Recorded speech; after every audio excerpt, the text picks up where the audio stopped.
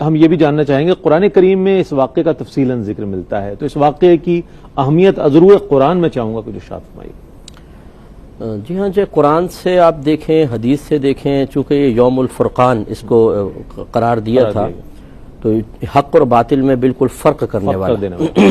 تو قرآن عظیم نے اس کی اہمیت کئی انداز سے بیان فرمائی ہے، جس میں ایک تو قیامت تک کے مسلمانوں کو ایک حوصلہ فراہم کیا گیا ہے کہ اگر قلیل جماعت کے سامنے کثیر جماعت آ جائے، اگر توکل علی اللہ حاصل ہے، نبی کریم صلی اللہ علیہ وسلم کی سنتوں پہ انسان عمل پیرا ہے، اس کا ایمان مضبوط ہے آخرت پر کہ میں مروں گا، مقام شہادت حاصل ہوگا تو سیدھا جنت میں جاؤں گا، تو یہ اس طرح کی کئی قلیل جماعتیں ان سے کہیں زیادہ کثیر جماعتوں پر غالب آئیں گی۔ تو یہ قرآن عظیم نے اس کو جب مختلف انداز سے بیان فرمایا، تو اب اگر کوئی بھی اس کو پڑھتا ہے، کوئی بھی اس واقعے کو دیکھتا ہے، تو قیامت تک کے لیے مسلمانوں میں ایک جوش اور جذبہ حاصل ہوتا ہے۔ لیکن مصطفی ایک عقل جو ہے ششدر رہ جاتی ہے کہ کیسے ممکن ہے، ویسے ہم جنگی اگر معاملات دیکھیں تو 313 کہاں اور 1000 کا لشکر کہاں؟ دیکھیں اب یہ اس کو اگر آپ اس جہت سے دیکھیں نا کہ اللہ تبارک و تعالیٰ نے تمام چیزوں کے فیصلے ازل سے فرما دیے، بے شک یہ فتح تو ہونی ہے۔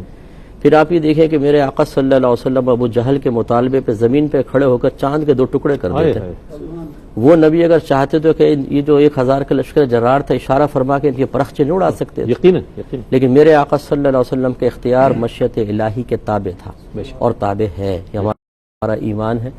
ہمارے آقا صلی اللہ علیہ وسلم نے اپنی وہ طاقت اور قدرت، آپ اگر جسمانی طاقت کو دیکھ لیں تو حدیث کے مفہوم کے مطابق سرکار صلی اللہ علیہ وسلم کو 40 جنتی مردوں کی طاقت حاصل ہے، اور ایک جنتی مرد کو دنیاوی 100 مردوں کی طاقت حاصل ہے، گویا کہ نبی کریم صلی اللہ علیہ وسلم کو 4000 دنیاوی مردوں کی طاقت حاصل ہے۔ اب 4000 مردوں کی طاقت جس میں ہو، وہ ایک لمبی تلوار بنا کے ایک ہی مارے تو گاجر مولی کی طرح کاٹ دے گا، لیکن اصل میں قیامت تک کے لیے ایک مثال قائم کرنی تھی۔ وہی بات ہے کہ مشیت الہی، کہ اللہ تعالیٰ کی مشیت تھی کہ اس میں بہت سے لوگ شہید ہوں، بہت سے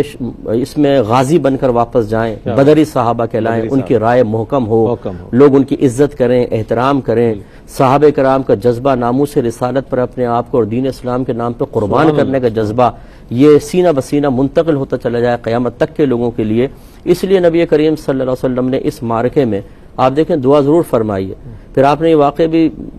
قرآن میں بھی ثابت ہے، فرشتوں کا نزول ہوا۔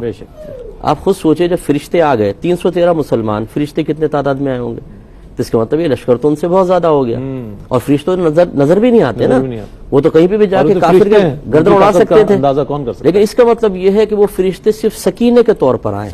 اگرچہ ایک آدھ حدیث میں ثابت بھی ہے کہ کسی کافر پر حملہ بھی ہوا ہے، لیکن حقیقتاً وہ فرشتے سکون عطا کرنے کے لیے آئے، اللہ کی طرف سے تائید و نصرت کے لیے ہیں، وہ تائید و نصرت ان کے ایمان کی زیادتی کے لیے، ایمانی قوت کے لیے، نہ کہ حقیقتاً وہ فرشتوں نے آ کر کوئی قتال کیا۔ اگر حقیقتاً قتال کرتے تو ایک بھی نہ بچتا ان میں سے،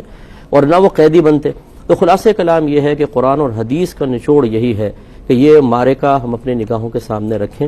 صحابہ کرام کی اس قربانی کو دیکھیں کہ جب ایک واقعی نیک صالح امام اگر ہمیں قول دیتا ہے اور وہ مقابلے پہ کسی بھی دشمن، چاہے ہمارے ملک کا دشمن کیوں نہ ہو، اس کے لیے ہمیں قول دے، تو پھر ہمیں اپنے آپ کو یہ نہیں دیکھنا کہ ہماری جنگی تیاری کیا ہے، ہماری تعداد کیا ہے، ہماری طاقت اور قوت کیسی ہے، ہمیں اللہ تعالیٰ اس کے رسول کی رضا کی خاطر ٹکرا جانا ہے، فتح اللہ تعالیٰ عطا فرمائے۔ سبحان اللہ، سبحان اللہ، سبحان اللہ۔ رحمت سار کے فرمائیے گا، غزوہ بدر کیا پیغام دے کر گیا پوری امت مسلمہ کو؟ میں چاہوں گا اس میں جو پیغام موجود ہے غزوہ بدر میں ہمارے لیے کیا ہے؟ دیکھیں یہ غزوہ جو ہے مختلف شعبے کے لوگوں کو مختلف طرح کا پیغام دیتا ہے۔ لیڈر کو پیغام دیتا ہے کہ وہ اپنی قوم کو مجتمع کریں اور اس صحیح مقصد کے لیے لے کر جائیں، اور جو لیڈر کے اندر ایک اوصاف ہونے چاہیے۔ اگر غزوہ بدر کو دیکھیں تو نبی کریم صلی اللہ علیہ وسلم کی اس وقت جو بھی حرکات تھیں، آپ کے جو بھی معمولات تھے، ان کو دیکھ کر انسان اپنے لیے ایک اس کو مشعل راہ بنا سکتا ہے۔ اسی طرح جو متبعین ہیں ان کو چاہیے کہ ایک ایسے شخص کا انتخاب کریں اپنی سوچ اور فکر کے زاویے متعین کرنے کے لیے، اپنے عمل اپنے کردار کو سنوارنے سدھارنے کے لیے، کہ جو واقعی بے غرض بے لوث ہو کر صرف دین اسلام کی تقویت و ترقی کے لیے کام کرنا چاہتا ہو۔ جب کوئی اپنے لیڈر کو صحیح طریقے سے نہیں چن پاتا تو ساری زندگی اپنی تمام تر صلاحیتوں کو ضائع کرتا ہے، ذہن مفلوج ہو جاتے ہیں، طبیعتیں منجمد ہو جاتی ہیں، اور کوئی معیاری اور اچھا کام نہیں ہو پاتا۔ بلکہ اب آج کل جو صورتحال چل رہی ہے کہ ہر ایک لیڈر بن کے بیٹھ گیا اپنی دکان سجا کر اور لوگوں کو تباہ کر رہا ہے، جو ان کے ساتھ وابستہ ہو جاتے ہیں انہیں کچھ بھی نہیں کرنے دیتا، اس پر بھی توجہ کرنی چاہیے۔ اور آخری بات وہی استقامت پر جو ہم نے کہا تھا کہ استقامت حاصل کرنا بہت ضروری ہے، چاہے سامنے کتنی بڑی مشکل کیوں نہ ہو، جب انسان استقامت سے کام کرتا ہے تو ہر بڑی مشکل آسان ہو جاتی ہے۔ کیا کہنا ہے؟ آخر میں شہداء بدر کی خدمت میں خراج عقیدت